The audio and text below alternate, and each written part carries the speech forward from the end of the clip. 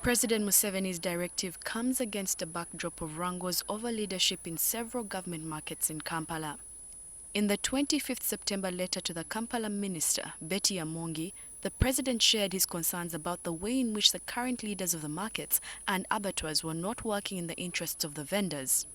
The market leaders were accused of burdening the vendors with several taxes and dues, many of which were not legally sanctioned.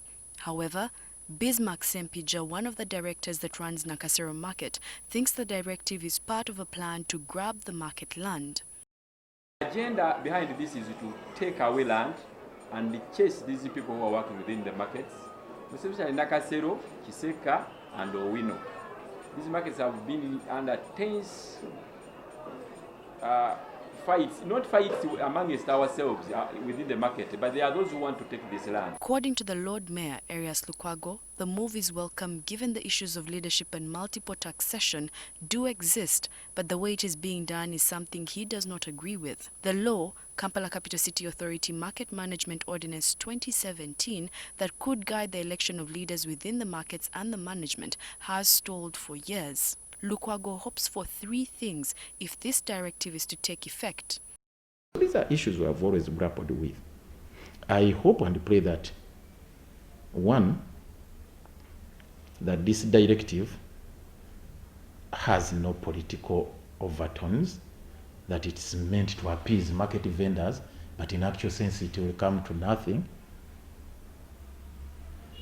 That is one. Two, that they are going to bring back our ordinance so that we conduct elections. Because there is no way we are going to sort out the mess we have in the markets unless we conduct elections. Adult suffrage elections where all market vendors participate in electing their leaders. I hope that there are no invisible hands in this,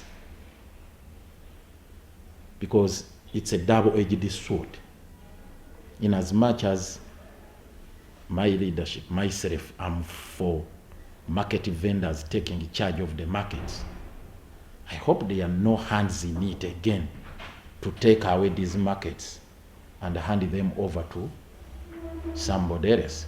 The State Minister of Kampala, Benny Namugwanya, believes that repossession by the government is the best way to deal with the issues of Kampala's markets. According to Namugwanya, government plans on taking over 84 markets and 13 abattoirs as a way of dealing with market mismanagement. This will all be done after an interministerial committee profiles the markets based on their type of land ownership, land size, number of traders there, and the kind of leadership.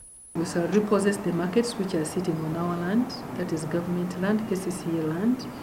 We shall repossess markets which are seated on land which land belongs to Uganda Land Commission, but where either Uganda Land Commission or Kampala District Land Board gave leases to the markets. We are repossessing that.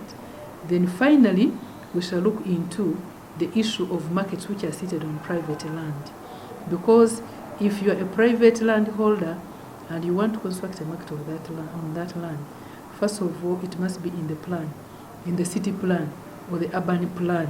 An agreed amount will be offered to owners of privately owned markets. Because the people who are holding those markets now invested some little money, and the president has guided us that we shall have to refund or to compensate, okay, let me call it compensation. We shall compensate the little money which was invited in those markets. It's not a matter of grabbing. The profiling of the 84 markets and 13 abattoirs will be done in the next few weeks. Rita Kanya, NTV.